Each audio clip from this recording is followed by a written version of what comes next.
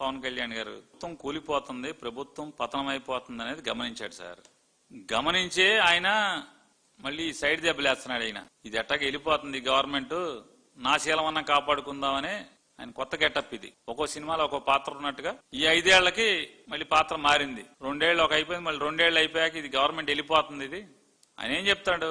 అమరావతి అనేది ఈ రాష్ట్రానికి నష్టం. ఆయన గమనించాడు. అమరావతి పేరుతో నారా చంద్రబాబు నాయుడు గారు మొత్తం దున్నేస్తున్నాడు, దోషేస్తున్నాడు అని చెప్పని ఆయన గమనించాడు పవన్ కళ్యాణ్ గారు. జనసేన వాళ్ళని తంటం, జనసేన వాళ్ళని కుమ్మటం, జనసేన వాళ్ళని ఇరగదీయటం, జనసేన వాళ్ళ ఆస్తులు ధ్వంసం చేయడం, జనసేన వాళ్ళ ఇళ్లు బద్దలు కొట్టడం, జనసేన వాళ్ళ ఇళ్లు నేలమట్టం చేయటం, జనసేన వాళ్ళ మీద తప్పుడు కేసులు కట్టడం, జనసేన వాళ్ళని జైల్లో పెట్టడం, ఈ చూశాడో లేదో తెలియదు కానీ ఆయన అమరావతిలో మాత్రం తేడా జరుగుతుందని చెప్పి మాత్రం పవన్ కళ్యాణ్ గారు గమనించారు. గమనించి ఆయన జై అమరావతి అనబాకండి, జై అమరావతి అంటే 29 గ్రామాలకే జై అమరావతి అంటే, నిన్నటిదాకా ఏం చెప్పారు? రాజధాని లేదని చెప్పారు. ఇవాళేమో అమరావతి అనంత జై ఆంధ్ర అని అంటున్నారు. కేకులు కోయమన్నారు, అవి కోయమన్నారు, ఈ కోయమన్నారు ఢిల్లీ వెళ్ళి. సరే ఒకటే అండి, అది పవన్ కళ్యాణ్ అయినా ఎవరైనా, నారా చంద్రబాబు నాయుడు అయినా, ఆంధ్ర రాష్ట్రంలో ఉన్నటువంటి 5 కోట్ల జనం ఇది మాది అనుకున్న రోజు మాత్రమే ఏదైనా జై కొడతారు. జనం సొమ్ము. చంద్రబాబు నాయుడు గారు హెరిటేజ్ డబ్బు అయితే ఎవరికి బాధ లేదు, కానీ జనం సొమ్ము మొబిలైజేషన్ అడ్వాన్స్ ఇచ్చారు. ఆల్రెడీ కేరళ రీచ్ అయిపోతున్న 25వ తారీఖున 24వ తారీఖున వర్షాలని చెప్తున్నారు. మరి ఇక మన పరిస్థితి ఏంటి? మే 25వ తారీఖున కేరళకి ఋతుపవనాలు తాకితే, జూన్ లో మనకు వర్షాలు మొదలైతే ఇక రైతులు నెత్తిమే చెంగాక ఈ సంవత్సరానికి అయిపోయిందిగా. మళ్ళీ 2027 జనవరి నీళ్లు తోడాలి.